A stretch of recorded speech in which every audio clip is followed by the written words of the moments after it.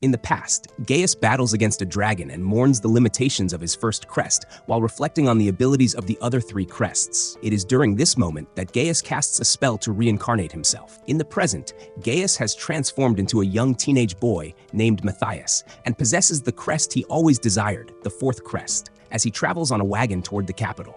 His aim is to take the entrance examination for the academy located there. While on the way to their destination, Matthias detects the presence of a calamity-ranked monster in the vicinity. The wagon driver dismisses Matthias's assertion, but when a large tiger-like creature confronts them, Matthias swiftly addresses the threat, leaving the driver amazed. Upon arriving at the capital, Matthias enters a weapon shop, where Alma implores the shop owner Bice to mend her friend's shattered magical sword. However, Bice declines to repair it, stating that it is beyond his capabilities. Intrigued by the swords available in the shop, Matthias eavesdrops on the discussion between the two, and when Alma seeks a new sword, he offers to enchant it for her. Even though he lacks the proper crest for the task, Alma insists he proceed with the magistone she carries. Bice attempts to caution Alma against allowing Matthias to enchant the sword, but Alma believes in his abilities. They then sit at a table and introduce themselves, with Matthias requesting to be called Maddie rather than Matthias. During their exchange, Alma's friend Luri arrives, and Alma introduces Maddie to her. Once Bice completes the work on Luri's sword, Maddie quickly enchants it, astonishing everyone with his rapid execution.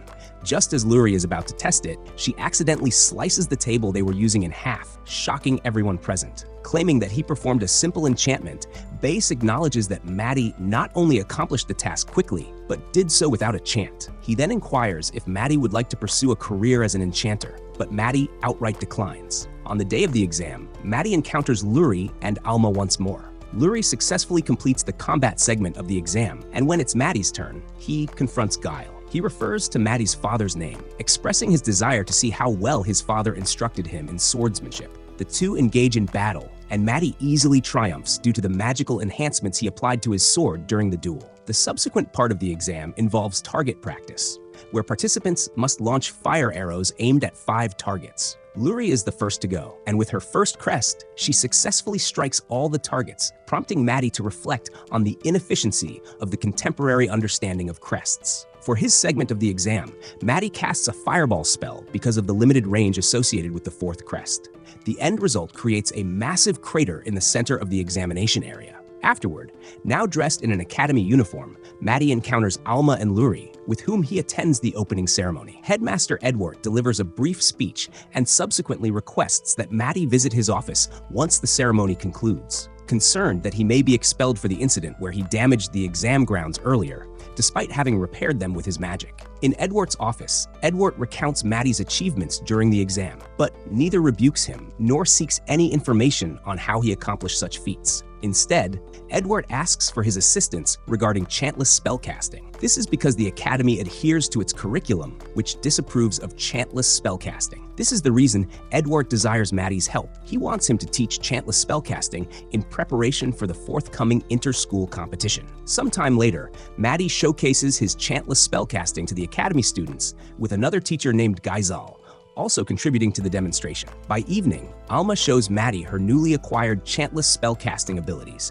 and since Luri is running low on magic, Maddie transfers some of his magic to her. This enables Luri to successfully cast a chantless spell to eliminate a target. On the day of the inter-school competition, Maddie detects a demon somewhere within the arena premises. Coincidentally, Maddie confronts the demon named Devilis, who was masquerading as a human with a first crest along with his companions. Maddie swiftly dispatches the companions with a single spell and challenges Devilis to cast a spell without chanting, and concludes that the demons aim to weaken human spells. Utilizing a spell breaker, Maddie dispels Devilis' human disguise, and the now revealed demon attempts to flee, only to be defeated by Maddie before he can escape. While the students and some of the faculty gather around the lifeless form of Devilis, Luri embraces Maddie for defeating the demon in disguise. Later, at the royal castle, Maddie and Edward are granted an audience with the king, who wishes to bestow upon Maddie a fief, but such an action would incite panic throughout the kingdom. This concern primarily arises from the recent reports of demons blending in as ordinary citizens.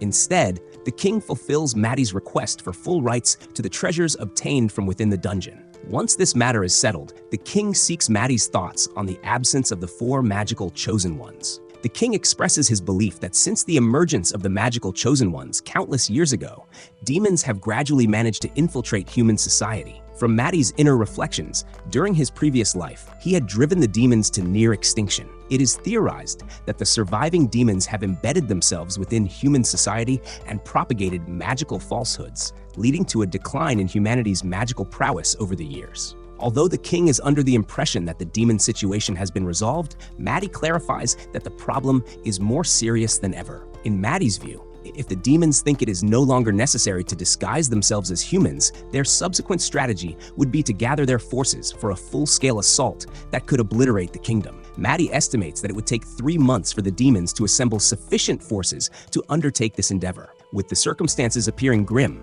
Maddie assures the king that what is essential is a barrier encompassing the entire kingdom for protection. All that Maddie requires to cast the barrier is a divine class artifact and the assistance of all second-year students to erect a permanent barrier around the kingdom. He mentions that preparations for this task can be finalized within a month's time and suggests that the students continue to practice chantless magic. Considering Maddie's words, the king designates him as the leader in the battle against the demons. Within the castle's treasure chamber, Maddie discovers several ancient artifacts he crafted in his former life.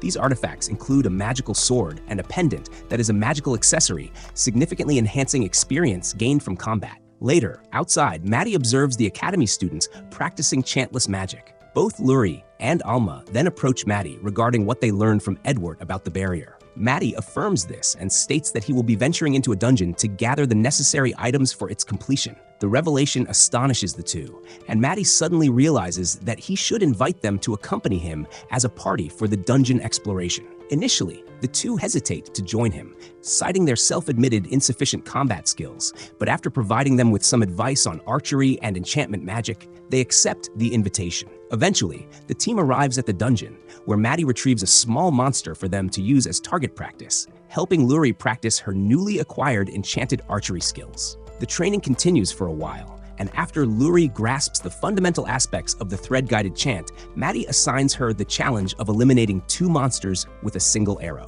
Alone with Alma, Maddie instructs her on how to filter and combine the dungeon materials or its ore into metal. By doing so, they acquire mithril and iron clusters, and Maddie vows to teach her how to transform the newly gathered ore into enchanted weapons. Meanwhile, Luri successfully kills 3 monsters.